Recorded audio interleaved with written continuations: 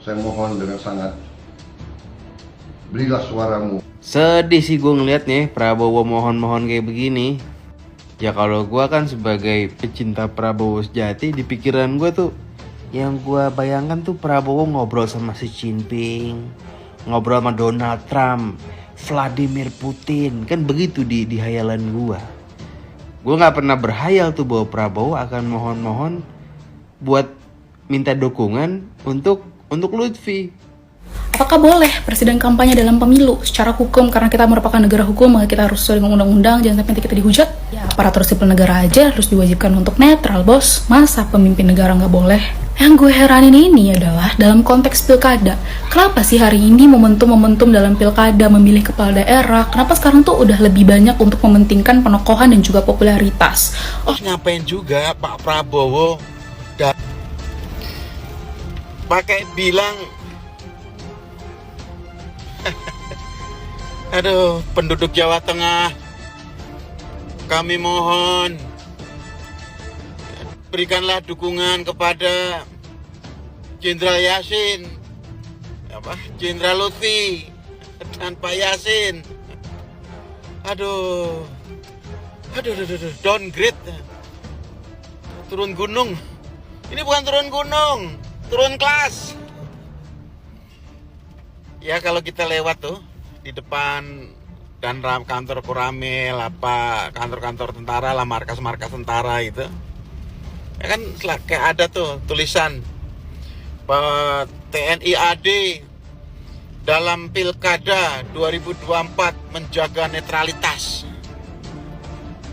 Kemudian ada gambarnya Kasat gitu. Kan banyak begitu tuh. Nah Pak Prabowo lupa ya. Pak Prabowo itu sebagai presiden, dia juga sekaligus sebagai panglima tertinggi. Panglima tertinggi, bukan hanya panglima ABRI, panglima tertinggi. Sedangkan setingkat angkatan darat di bawah Pangap, di bawah itu, Pak Prabowo sebagai panglima tertinggi. Kalau ada yang bilang, Pak, jaga dong Pak etika Pak. Apa jawabnya? Etika dasmu. Nah, kemarin pas kita nge-speak up soal pelanggaran etik dan pelanggaran hukum oleh seorang mantan Presiden Joko Widodo yang kemudian ikut sebagai cawe-cawe dalam pemilu, argumen orang-orang yang membelanya mengatakan bahwa tidak terdapat statement secara langsung yang mengatakan bahwa lo harus mendukung A, B, C sehingga tidak ada yang dilanggar. Tapi, kalau misalkan soal berita yang ini gue mau lihat nih orang-orang mana yang mau ngebelain. Karena ini jelas-jelas tidak hanya kemudian berkaitan dengan pelanggaran terhadap etik. Kalau ngomongin pelanggaran etik, berarti udah pasti pelanggaran hukum. Hukum dan etik tidak bisa dipisahin. Tapi ini juga jelas-jelas melanggar peraturan terkait dengan pemilihan umum, terutama pilkada itu sendiri, yang mana memang sudah secara jelas, clear, terang-terangan menyatakan bahwa gue mau lo pilih calon gue. Tapi ya kalau misalkan kita lihat nih, nggak presiden hari ini, presiden sebelumnya, presiden kemarin-kemarin itu emang selalu inkonsisten dengan apa yang dikeluarkan dari mulutnya dan apa yang dilakukan gitu. Tentang pilkada, udah pilkada kita serahkanlah kepada junior itulah. Siapapun yang dipilih gak ada masalah. Oke Pak, to the point. Pertama, apakah ini etis? Enggak, ini enggak etis. Apakah merupakan pelanggaran etik? Iya, pelanggaran etik. Lalu, kalau pelanggaran etik bukan pelanggaran hukum? Enggak, etik dan hukum nggak bisa dipisahin. Pelanggaran etik udah pasti pelanggaran hukum. Di atas hukum moral masih ada hukum agama dan lain-lain sebagainya. You know what I mean? Nah, apakah boleh presiden kampanye dalam pemilu? Secara hukum, karena kita merupakan negara hukum, maka kita harus sesuai dengan undang-undang, jangan sampai nanti kita dihujat. Gak boleh. Pertama, iya, presiden punya hak untuk kemudian melakukan kampanye atau berpihak dalam pemilu. Tapi ada syarat-syaratnya. Mari sama-sama kita buka di dalam Undang-Undang Pemilihan Umum pasal 281 ayat 1 yang menyatakan bahwasanya kampanye pemilu mengikutsertakan presiden, wakil presiden, menteri, gubernur, wakil gubernur, bupati, wali kota, harus memenuhi ketentuan. Pertama, tidak menggunakan fasilitas dalam jabatannya yaitu sebagai Presiden Republik Indonesia.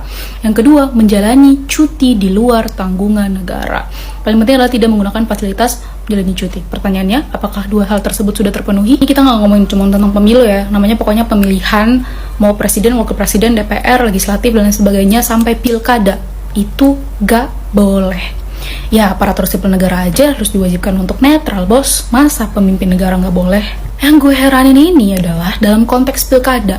Kenapa sih hari ini momentum-momentum dalam pilkada memilih kepala daerah, kenapa sekarang tuh udah lebih banyak untuk mementingkan penokohan dan juga popularitas? Oh, gue harus minta dukungan dari Presiden RI biar gue bisa mendapatkan suara yang banyak. Oh, gue kayaknya harus pakai tokoh yang ini, atau gue harus pakai simbol ini dan simbol itu. Padahal esensi sejatinya dari adanya kontestasi pemilu, pilkada, itu apa coba? Itulah kita mampu untuk memilih pemimpin yang benar-benar memahami kebutuhan kita. Kalau dalam konteks pilkada, kita memilih seorang kepala daerah, calon kepala daerah yang memang memahami kebutuhan-kebutuhan daerah yang akan dipimpinnya, right? Ya, kita sama-sama tahu bahwasanya ini akan ada conflict of interest. Konflik kepentingan yang cukup sangat jelas banget kita lihat, dan ini tentu akan mempengaruhi bagaimana kepemimpinan orang yang kemudian tadi dikampanyekan oleh seorang Presiden Republik Indonesia. Contoh, yang harusnya dia bisa memenuhi atau kemudian mengambil aspirasi kebutuhan-kebutuhan daerahnya, bisa saja yang akan dia bawa adalah kepentingan partai politik atau kepemimpinan orang yang berhasil mensukseskan dia pada kontestasi pilkada. Ya, presentasinya sih 80-20, gak deh 50-50. Atau menurut kalian itu kan ya, kita harus bisa memilih nanti di pilkada itu karena calon pemimpin yang kita pilih itu merupakan calon pemimpin yang memang memahami kebutuhan daerahnya, yang memang siap untuk menampung aspirasi masyarakat, gak ditampung doang, tapi ditampung, ditindaklanjuti, diimplementasikan untuk kesejahteraan daerah kita. Ingat, one man, one vote. Demokrasi tidak akan benar-benar berjalan sesuai dengan harapan ketika kemudian kita sebagai pemilih tidak memilih apa yang harus dipilih. So ya, gue gak mau ngebahas lagi sih soal pelanggaran etik, pelanggaran hukum. Tingkat negara kita cukup sangat kebal banget sama hukum, kebal banget sama etik. Jadi ya, pilihan terserah pada kalian, pilihan ada pada tangan rakyat, kata orang-orang. Ya, emang benar sih kayak gitu. Tapi I think semoga kita bisa memilih pemimpin yang benar-benar amanah dan pro terhadap rakyat. Saya mohon dengan sangat, berilah suaramu. Sedih sih gue ngeliatnya Prabowo mohon-mohon kayak begini. Ya kalau gue kan sebagai pecinta Prabowo sejati, di pikiran gue tuh yang gue bayangkan tuh Prabowo ngobrol sama Xi Jinping, ngobrol sama Donald Trump, Vladimir Putin, kan begitu di hayalan gue. Gue gak pernah berhayal tuh bahwa Prabowo akan mohon-mohon buat minta dukungan untuk Lutfi. Tapi ya kenyataannya Prabowo bikin video begitu. Yowes, gimana orang Jawa Tengah? Akan ikut pilihan Pak D. Jokowi atau pilih Mak Banteng? Kalau gue pribadi sih ya, gue bukan orang Jawa Tengah nih. Tapi kalau gue nih, soal makanan nih, gue paling gak demen tuh makan coklat. Aduh, manis. Pak Prabowo blunder katanya. Aduh, sampai ada yang bilang kayaknya Pak Prabowo itu dipelet dah katanya. Peletnya siapa? Dipelet Mam Mulyadi. Karena kalau dia menggunakan akal sehat, Pak Prabowo nggak akan mungkin deh melakukan itu. Kenapa? Karena Pak Lutfi itu, ya, itu andai kata pun tidak usah digituin, nggak usah didorong-dorong, nggak usah itu Pak Lutfi kemungkinan menangnya itu tinggi banget. Pak Lutfi itu Kapolda Jawa Tengah yang paling lama, ya. Dan balihonya, spanduk-spanduknya itu sudah banyak beredar di mana-mana. Jadi Pak Lutfi punya potensi menang sangat tinggi. Terus ngapain juga Pak Prabowo dan pakai bilang, aduh, penduduk Jawa Tengah, kami mohon berikanlah dukungan kepada Jenderal Yasin, Jenderal Lutfi dan Pak Yasin. Aduh, downgrade, turun gunung. Ini bukan turun gunung, turun kelas. Ya kalau kita lewat tuh di depan dan kantor Koramil, kantor-kantor tentara lah, markas-markas tentara itu, ya kan kayak ada tuh tulisan TNI AD dalam Pilkada 2024 menjaga netralitas. Kemudian ada gambarnya Kasat gitu. Kan banyak begitu tuh. Nah Pak Prabowo lupa ya. Pak Prabowo itu sebagai presiden, dia juga sekaligus sebagai panglima tertinggi.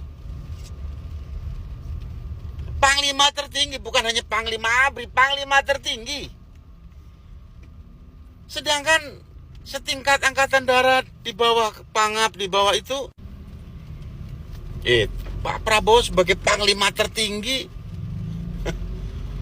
Kalau ada yang bilang, Pak, jaga dong Pak etika Pak. Apa jawabnya? Etika dasmu. Aduh, sayang banget dah. Ya sayang banget Pak Prabowo, sayang banget. Lagi apa sih? Kampanye udah selesai. Nanti nih akan menimbulkan kecemburuan dari daerah lain. Misalnya, dari mana? Jawa Barat, Kang Deddy. RK tuh posisinya sedang tidak baik-baik saja. Ya, jangan salah, bentar lagi itu tersalib oleh Pak Pramono Anung sama Bang Dul. Nah itu harusnya yang di-endorse. Andra Sony, nah, itu mau lewat tuh, bentar lagi sama Bu Airin. Itu. Ini Pak Lutfi aman-aman saja, sejahtera, ratingnya tinggi. Aduh, itu benar kata teman gue tuh, kayaknya Pak Prabowo ini kena pelet sama Mulyadi katanya. Aduh, sayang ya, sayang banget. Itu. Ya kita sih mungkin dulu nggak milih Pak Prabowo ya, tapi setelah jadi presiden kan itu kita harus taat tuh. Itu presiden rakyat Indonesia. Itu. Dengan alasan apa kek? Mau ketua umum Gerindra kek apa kek? Kan jabatan presiden melekat. Itu 24 jam. Apakah ada yang bilang tuh, apakah kalau nanti misalnya cuti, hari ini saya ketum Gerindra, kemudian nanti malam jadi bapaknya Didit misalnya, besok pagi baru saya presiden, kan nggak bisa begitu. Itu ya Mulyadi aja dulu nggak kayak gitu-gitu amat tuh perasaan. Ini Pak, waduh sayang banget. Pak Prabowo itu peralihannya mulus banget. Bahkan banyak orang transisi yang paling mulus adalah saat ini. Gitu. Pada saat inaugurasinya itu didukung oleh seluruh rakyat. Waduh, pidatonya itu mendapat aplaus. Ya, kita berharap banyak lah. Beberapa hari langsung Tom Lembong ditangkap. Waduh, itu kan hebat banget itu. Kasus sudah 10 tahun. Takut melarikan diri atau menghilangkan barang bukti, maka Tom Lembong harus dipenjara, misalnya, harus ditahan. Melarikan diri kemana, bos? Tom Lembong di Amerika aja pulang. Barang bukti yang mana? 10 tahun memang masih ada barang bukti. Tapi oke lah. Andai kata itu bener, ya tembak aja. Misalnya gitu. Kita dukung lah pemberantasan judi online dan segala macam. Ya itu kan bagus banget Pak Prabowo. Tahu-tahu kepleset. Aduh, kayaknya ini bakal rame nih. Ya, pasti PDIP kayaknya nggak bakal terima tuh. Saya dengar kemarin di RDP anggotanya sudah pada teriak-teriak tuh. Oke ya, ngeri ya. Kepleset, keselio lidah. Ya, kayak Ahok itu, wah ratingnya tinggi, keselio lidah. Itu Pak Suswono, itu bagus, keselio lidah. Ini kalau ada apa-apa